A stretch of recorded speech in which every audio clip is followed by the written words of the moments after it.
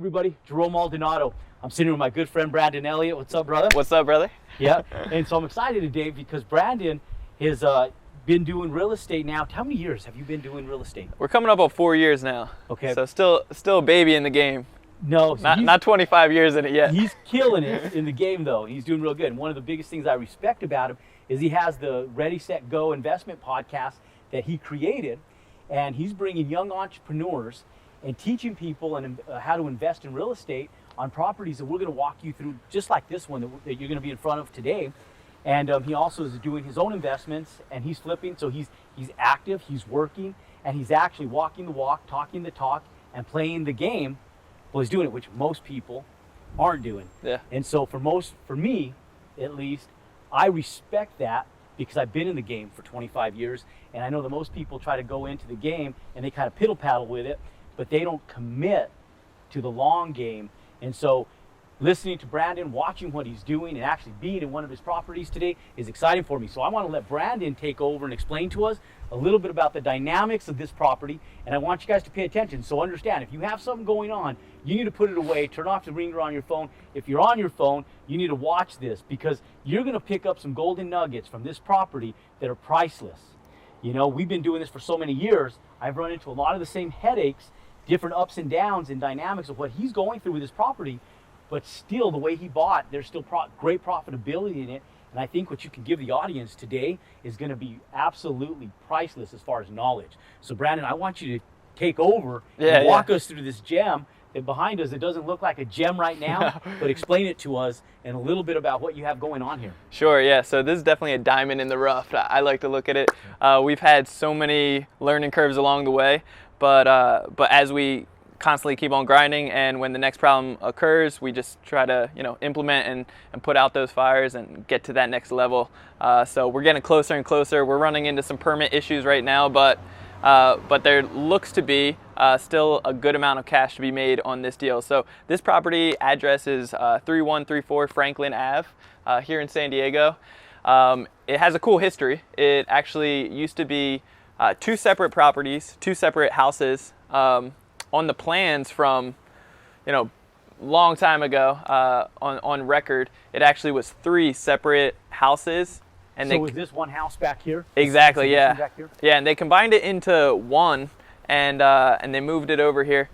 And then somebody, I believe about 20 years ago, turned it into a church. And so they were actually doing services out of here. Yeah, so in the main master bedroom, that was actually like their place where they were doing church. Originally there was tons of walls in here. There's several access places. It's kind of like a hoarder house as well. And this was one of those deals that you're getting from relationships. Yeah. So it wasn't listed. It was a pocket listing. Off market deal. Yep. Yeah. So it's all about relationships. That's how we're getting deals left and right, and how we've been able to build up the portfolio as well as get some slam dunks like this one. So I want you guys to understand that, and I want you guys to take a step back, because one of the big golden nuggets he gave you guys is exactly the way we purchase real estate 90% of the time. We will buy on-market stuff, but it's very rare, few and far from. We're not on the multiple listings, and I tell people that the best deals are not listed for sale. They're phone calls that you get from relationships and networking that you do. And so when people see me traveling around the country and they ask what I'm doing, 90% of what I'm doing is networking in any business that we own. And so to have relationships, to be able to come into properties like this, and me knowing a little bit about the property, I understand the dynamics and the benefits of the relationship that Brandon's talking about. So understand that if you're not a people person, you need to become a people person. That's right. So that you can go out and create those relationships, because it's advantageous financially, right? Yeah. I mean, would you be willing to become an outgoing people person for $250,000 profit on a property? Yeah, it's not bad, it's a right? no-brainer, right? Yeah. So got to get out of that comfort zone. That's right. So it's cool. We want to take you guys inside. We're going to show you a little bit more about the outside. I know it looks like it's beat up and rough, but there's done a lot of work to this property, and it's actually getting really close to start getting beautified as far as the finish out and the trim out stuff, like the tile, the flooring, all the finished amenities and fixtures and stuff. And I love this phase of it, because this is where it actually starts looking like a home, gem. Right? Yeah. Yes. Like an actual house. Yeah. So take us in. Let's take a look at it. Yeah, let's take a peek.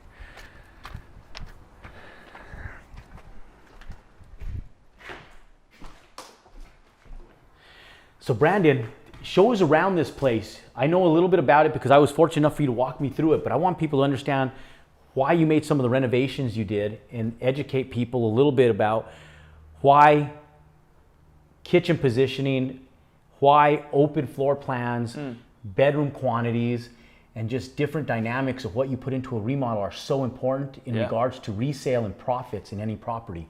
For sure. And so, you know, I know you and I talked about them. Let's share it with the audience as to what you did in here and the family room and everything, and let's explain to them why. Yeah, so I think it's very important to look at kind of like your end buyer, that avatar buyer. It's always surprised us in the past of who the actual end buyer is. So not to take it very literal with that main person, but to realize, you know, what are the selling features in this house.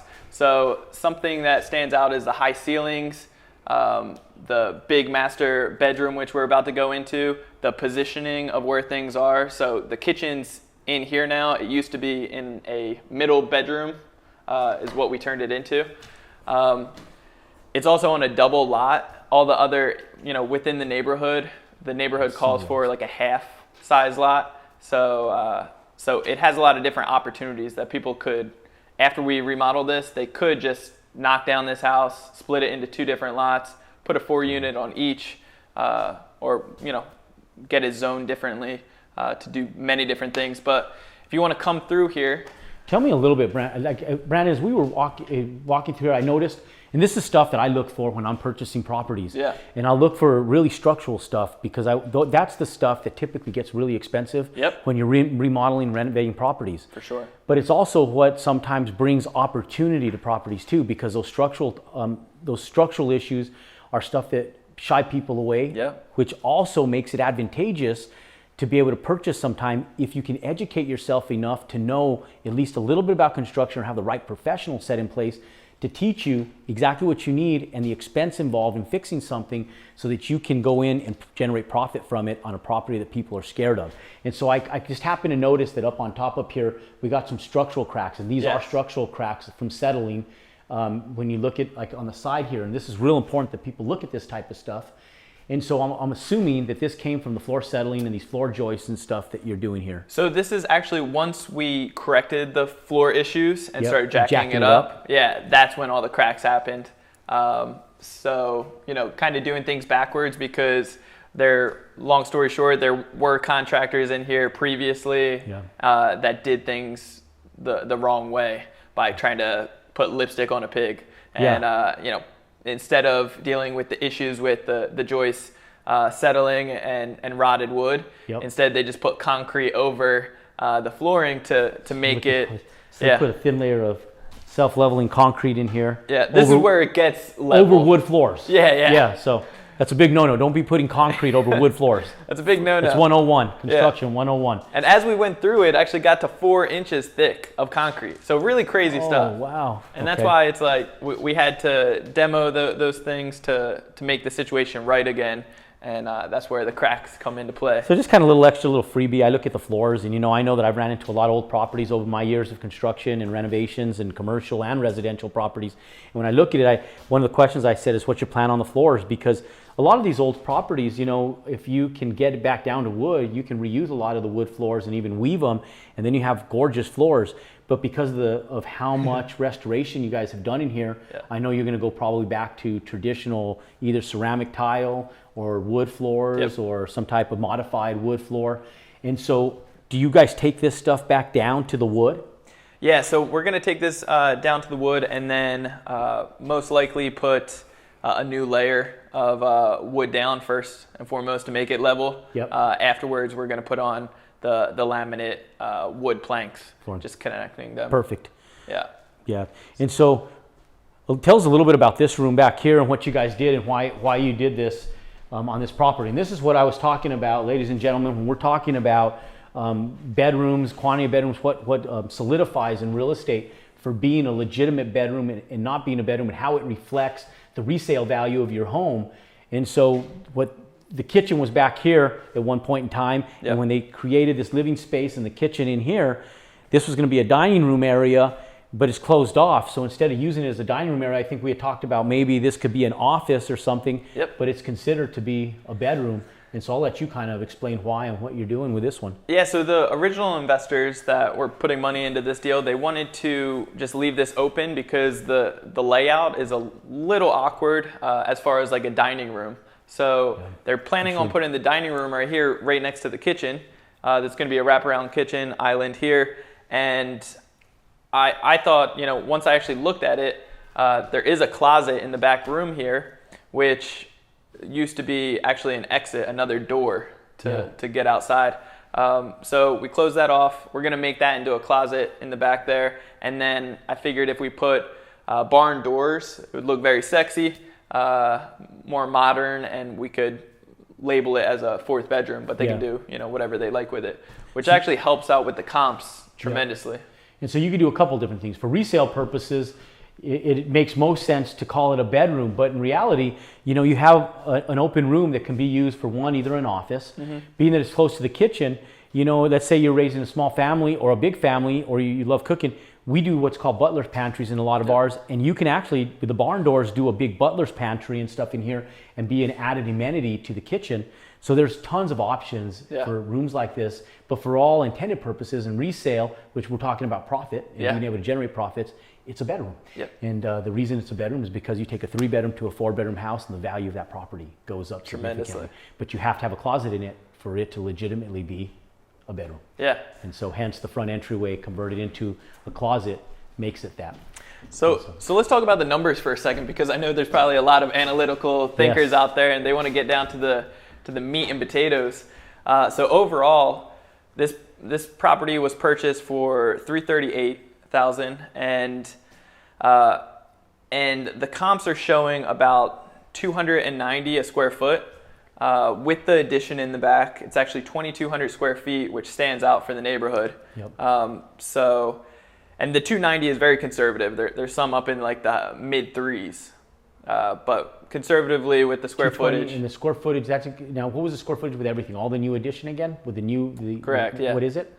It's 2,200. 2,200 square feet. Yeah. Okay, so $220 a square foot. So it's probably worth in the $500,000. It's like 650. 650-ish. 650, I believe. Somewhere in that neighborhood. Yeah. Okay, so renovation costs. How much renovation costs? Now I know that this property is a little unique in the fact that it had some issues with contractors, which we'll hit on in a minute. It's really important. Really honing down on your professionals that you're working with and getting that knowledge base. And we cover a lot of that in our training program in the Elite Real Estate Society, how important that is in getting that network of professionals. But for the financial standpoint on this one, there was enough meat on the bone to still make a profit on this property, even though there was some unfortunate circumstances that hindered the ability to generate the full profit on this property. But how much do you guys think you guys have in renovation costs here? So renovation cost about $75,000, maybe a little bit more at this point. So, and so your main goal, you know, when you're talking about renovations in these properties, because this is really important for people, is we're in a neighborhood that's not an elite neighborhood, but it's a good neighborhood. We're in San Diego. You know, real estate in California is just expensive in general, any place. So understand it doesn't matter where you are in the country, the numbers are going to vary, and you have to do it based on your market, your area. But because real estate sells for so much more per square foot in San Diego, we're not in one of the elite neighborhoods in San Diego. We're in a, what would you consider this, a median or lower median neighborhood? Yeah, this is a lower medium. I would say like a C plus. You know, it's trending in this area. It's 2 miles away from downtown, so as downtown's expanding and everything's blowing up over there, it's really starting to transition, and the money is starting to come actually over here, which is good because we've seen some of the neighborhoods, and as you get closer, you're seeing the nicer properties. So it's a really great location because in the next year or so, it will really transform this whole neighborhood. They're doing a lot of urban development and stuff now in the downtown area. And that's real important for people because, you know, university areas, they typically say they're recession proof. A lot of downtown areas that are distressed throughout the country, you got to understand that they're still desirable because there's business there, and where there's life and activity and there's restaurants, food, and shopping.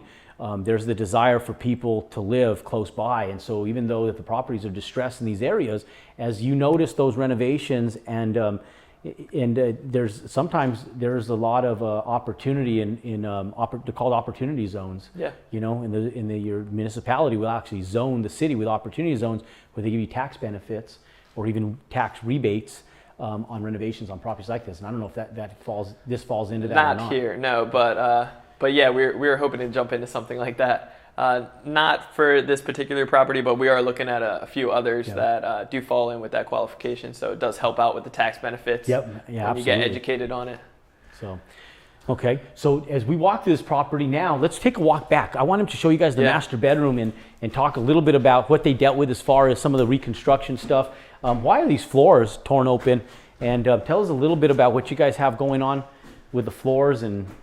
Yeah. So the floors. It looks like we have a little dead pigeon in there too. Nice. That one's a freebie. Yeah, real sexy like. So basically, like we were mentioning with the concrete, people were doing it wrong. We noticed that there was a huge slope.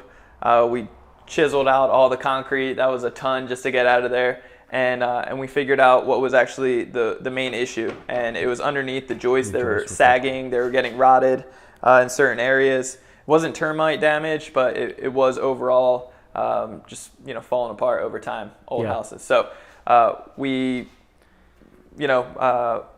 put new wood down there, braced it together, and new footings, everybody. There's new footings down here, so the structural integrity of this house now is solid. It's a-okay now, so it's good to go. It's all leveled, so now we can go back and start covering up the floors, make sure that the city is okay with it and that the permits are all good. And then we can go back and start handling all the drywall and finishing those cracked spots. And then all these recessed cans and stuff, the lighting, it looks like this house is going to be bright and brilliant. It is. The recessed cans are modern, so they're sexy because they're slender and there's not a lot of expense to them.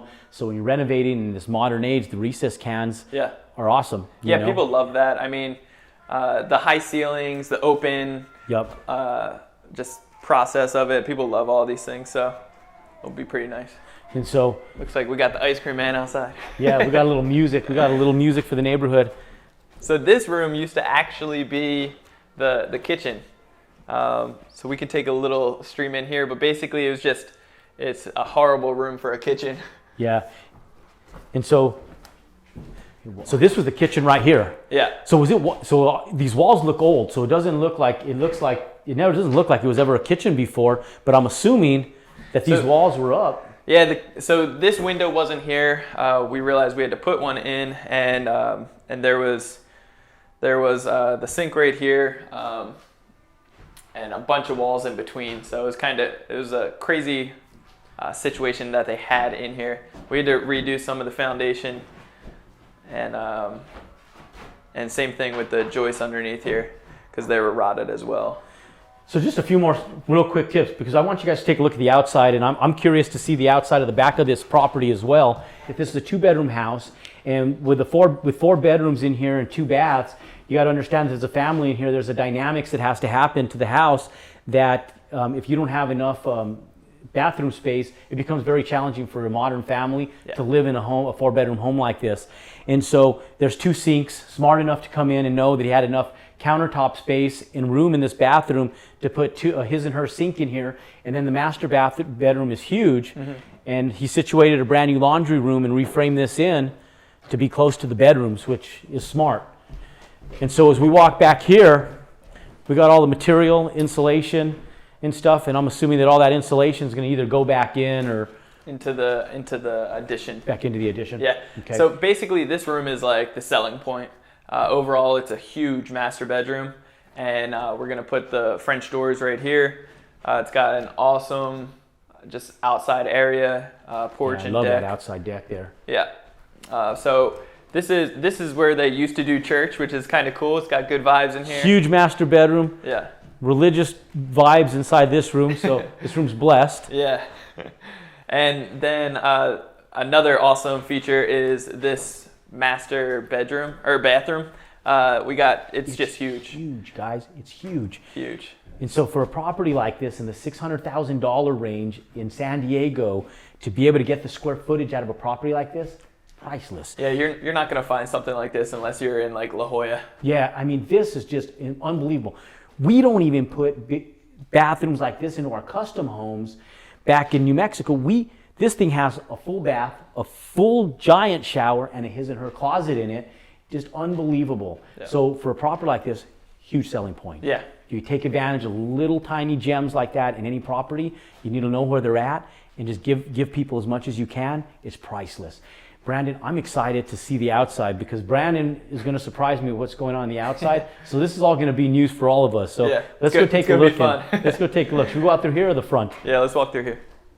So let's take a look. Show me the outside and let's come along with us and explain to us what the dynamics of what's happening out here. And if you're investing in real estate and you're looking at stuff, you always have to have contingency costs in it. That's right. Because when you come in and you renovate a property, the municipality doesn't care about your profit. No. What they care about is safety. And so codes are put in place for the safety of the end buyer and the longevity of the property. And so when you come in and if something's not to code on a property, what you have to understand as an investor is that there is cost involved because you are required by that municipality to follow the international building codes that are whatever the building codes that municipality is following to be able to bring them up to code, to current code. And some stuff does get grandfathered in, but when it comes to structural stuff, as we see here, obviously, they didn't allow this to go. So this looks like a substantial additional cost that's involved in doing this. It was definitely a shocker. It was definitely a surprise. And we were under the impression that we were going to be able to grandfather this in as well. But you know, as they're knocking it out, you know, all the rebar was in place. Everything was up to code except that 12 inches. Yeah, that 2 inches right there. 2 inches, thousands of dollars in footings. So look, one of the biggest things is that we're in San Diego right now, and so in San Diego, the market bears a little bit more because there's bigger profit margins in real estate. But if you're in the Midwest, or if you're in a less pronounced area of development, if you're in Albuquerque where I live, if you're in a lot of the centrally located areas across the country that are not coastal, they don't have that type of absorbent amounts of profit in real estate to absorb this type of stuff. So it's real important for people to understand the importance of hiring professionals, engineers, and it's worth the investment of paying a few $100s or $1,000 prior to going into an investment, because this could kill a deal for somebody. And this is a perfect example if you aren't in a market like San Diego or LA, where this could eat up 100% of your profit margin, if not more, and you land up walking out of a property with a loss. And so the whole point of the game in real estate is to make a profit, and the whole point in life, in the game of finances, is to make a profit. And so it's very important to understand the importance of professionals and getting coached by professionals so that you can come in and find this stuff prior to getting involved in this project. So I'm not going to sit here and tell you that this was Brandon's bad doing, because Brandon is actually the savior on this project in so many ways, right? Yeah, I ended up getting brought into this deal to take it over and to make sure that it comes out right.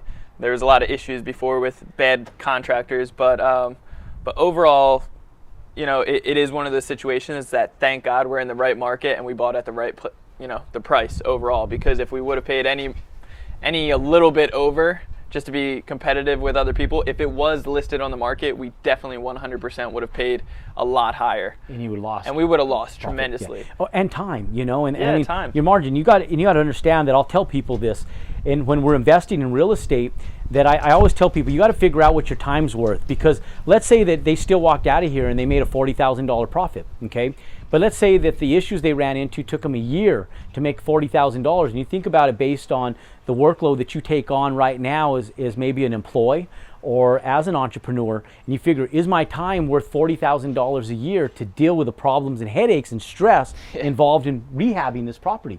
And so when you think about it in that regards, even $40,000 is a loss, because for most people, $40,000 is not, it's not enough in this day and age to deal with the dynamics of issues like this. Now, once you start getting into the six figures, you can start justifying it.